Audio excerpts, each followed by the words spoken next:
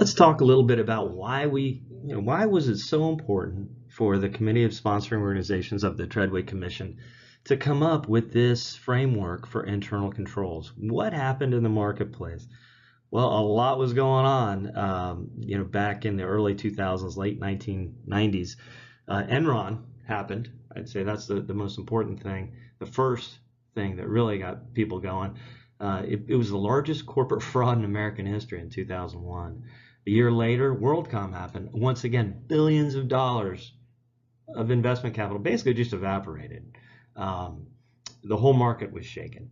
So my in-laws at the time were so upset with what happened with these frauds, they took their money out of the stock market. Probably the worst thing you could possibly do, they were 50, probably 55 at the time, probably the worst thing they could possibly do. But they found other investments. That's how much it affected them. There was no confidence whatsoever in the marketplace.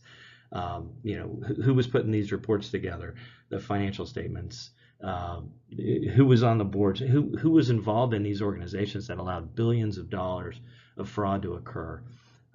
So they pulled out.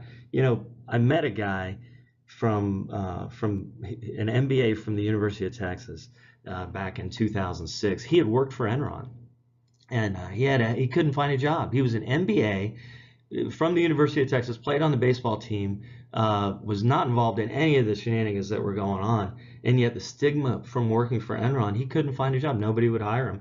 So he became a firefighter, and eventually I met him when he was opening up his own business. So there was a lack of confidence. There was just a distrust. And Arthur Andersen, one of the big four accounting companies, they're a big deal at the time, right? They were at the heart of it. Or at least many people thought so. So they became, some people say the sacrificial lamb, but when you look at it, they were involved in Baptist Financial bankruptcy, largest bankruptcy of a nonprofit at the time. They were involved with Sunbeam's challenges, waste management, Enron, WorldCom. So who better to pick on than Arthur Andersen, because they were at the heart of all these frauds. We needed internal controls, and COSO, this framework for internal controls, was basically what we came up with to instill this confidence back in the markets. All of us benefit from this framework of internal controls. Everybody does, whether you're a shareholder, heck, if you're on the board, you need to know, this gives you some guidance, right? If you're management, it gives you a communication tool, to help your employees to move forward as a team. And people on the outside, the lender, really, I was a lender, and it was a great benefit to me to know that somebody had looked through the internal control process for these companies. So everybody benefits. We all needed it. I believe that good corporate culture is the most important thing in internal controls. It doesn't matter whether you're investing in a company, whether you're working for a company, lending money to the company. Corporate culture, number one. That is the first thing that we need to make sure we agree with. Billy McFarland, Grant Margolin, and Dan Simon, they unethical, to say the least. The world to them, it was all about living like a movie star, partying like a rock star, money first. And it trickled down to his employees, right? One of his own employees somewhere on his senior management team was actually trying to extort money from him, saying, hey, I'm going to tell everybody about what's really going on with the Fyre Festival unless you pay me some money. And so you can see the whole organization was infected with this unethical culture. A quick internal risk assessment for the Fyre Festival company.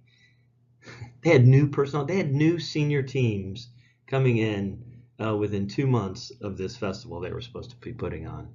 They had rapid expansion, new employees, rapid expansion of sales, whether it was real or not, that was there. And an attitude that you had to go along to get along. Probably the most dangerous thing was that the senior management team didn't want to hear about any of the problems. You had to go along to get along.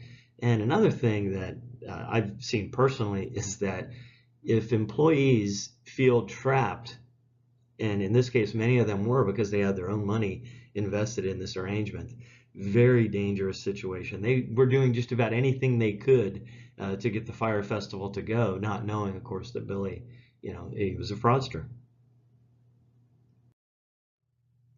Another element of internal control, of course, is the information and communication, right? Hey, the Fyre Festival had good numbers. Senior management just didn't care. They made up their own stuff. The employees were overworked. You know, young people that had never done these jobs before, really not competent to perform these duties, were doing them. And if there was any negative information, whether it was through social media or internally in the office, the senior team controlled it. Basically, they beat it down. They eliminated it.